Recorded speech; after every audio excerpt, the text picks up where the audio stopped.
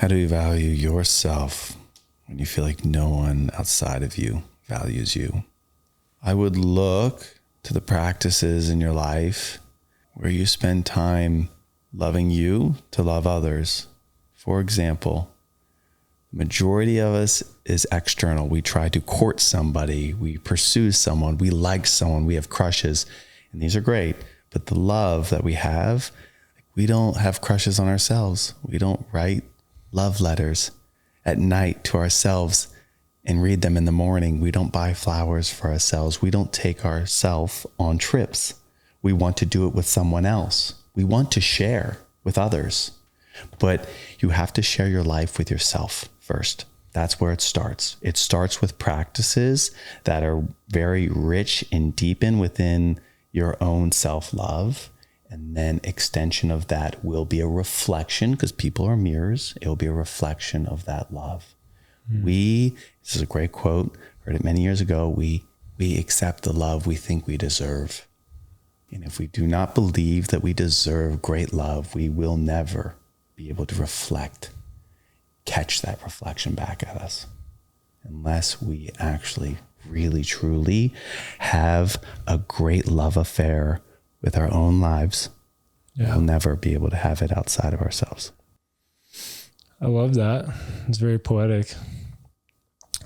When I hear that prompt, it's none of your business whether someone values you or not. It's none of your business. Because there's going to be a lot of people that don't like you. There's going to be a lot of people that don't value you. And if you continue to just put yourself out there over and over and over again, the people that do value you will find you. But if you're caught up worried about other people valuing me, then that's going to stifle you and you're not going to put yourself out there.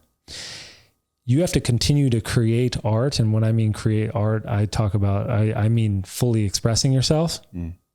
Like you don't have to be creating actual art, just living your life as an art form, continuing to express yourself in everything that you do and over and over and over again. And while people are judging it, you continue to just make more art. Let them judge it, because you'll never get to the next thing. The next beautiful thing that wants to be birthed from you will never come out if you don't get through all the others, right? I look at myself, and even with projects or whatever it is, if something is coming through me, like it has to come through me, because I'll never get to the next thing if I don't complete that. And who cares if people value that or not? It just needs to come out. Like life wanted it to come into the world. Cool. It's done. Good. On to the next thing. Continuing to put things out there and let the world decide. Yeah. But valuing your own expression and just continue to do it. Life is expressing itself all the time. It doesn't give a fuck what the rest of the world thinks. Love can only come at you when love is able to move through you. I love that. Yeah. That is art. Anxiety is really an intelligent response. And most of the time it's a bubbling up of something. It's a bubbling up of something that has been pushed down for a long time that probably has to do with making some sort of life-changing decision in your life that you don't want to face yet. And so you push it down, suppress, repress, whatever it is. And then it finds sneaky ways to come up and out, because life wants to move through you. It wants you to address all the things that are not in alignment with you. And so a lot of people that are feeling anxiety, it's because probably there's somewhere in your life that you're not looking at something and something's not in alignment with you. And it's your body, the intelligence of your body speaking to you, saying, hey, something's not right here. We need to change. We need to do something different.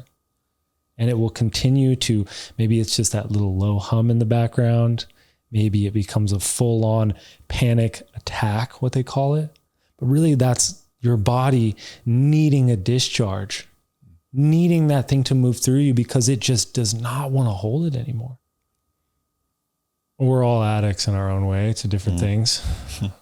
And one thing that I heard from Gabor Mate one time is the opposite of addiction is connection. And it's not about trying to take those things away from you, whatever you feel like you are addicted to. It's about figuring out what those things are giving you. What are they giving you? And looking at your life and seeing, okay, what are these things that I'm addicted to? What are they giving me? And figuring out other ways to give yourself those things. And you don't have to necessarily take away those other things because they're probably giving something to you. They're probably helping you in some sort of way. There's probably an intelligent thing that's going on. But it's like the subtraction by addition rule, where it's like, I don't necessarily need to subtract all these things, but can I add in other things that will give me the thing that this thing is giving me? And naturally it will be subtracted by itself. Yeah. Oh, I like that. Cause I feel like most of the methods around addiction are a subtraction. They are remove this, which if you pay attention to life, that's only creating a void. Yeah. Prohibition never works. Yeah. Right. Yeah. Prohibition to our own addictions. Correct. Yeah. Right. You know that you're not addicted to something anymore when you can it's on the counter and you can look at it and it just sits there, whatever it is, whether it's drugs, alcohol, even sex, or whatever the things, shopping. I mean, people become addicted to everything. But it's not you taking that thing away and you can't have it in your house, right? Yeah. It's like it's there and you have other things that you're connected to and want to be present in your life. When we are connected to people, place, our surroundings, our environment that we love, we rarely want to use other things because we want to be present in our life right now. How do I deal with imposter syndrome? How do I deal with imposter syndrome? I have a different spin on this, maybe a little different viewpoint on it. I feel like you should actually accept imposter syndrome. I think you should embrace it. I think that what that is telling me is that you are speaking to the place you want to be. You're putting yourself and you're elevating yourself. You are wanting to be somewhere where you're not yet quite there. And that's okay. Many of us speak to where we want to go. Very few of us speak from where we've already been. And neither are right or wrong. Imposter syndrome, I think, comes up from because we don't feel like we're there yet. We're speaking almost in future tense.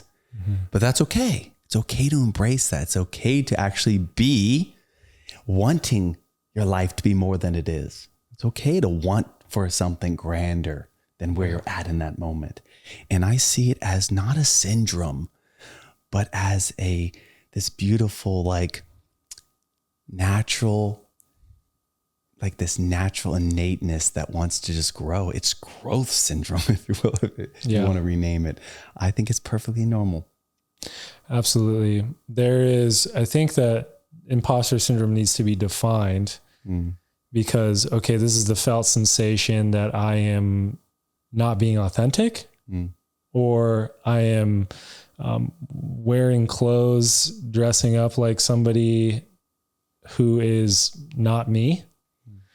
Or is it that I'm stretching myself? I'm stretching myself to a new capacity where I have not been before. And I'm feeling like, wow, this is a lot for me. It's on my path. It's in the trajectory. It's still in alignment with me. It's more than I've ever taken on before. But it's not a facade. It's not a facade. And the best teachers, the best coaches, the best mentors, they just teach by being and sharing where they're at. Like, hey, this is a stretch for me, but I'm going to do my fucking best.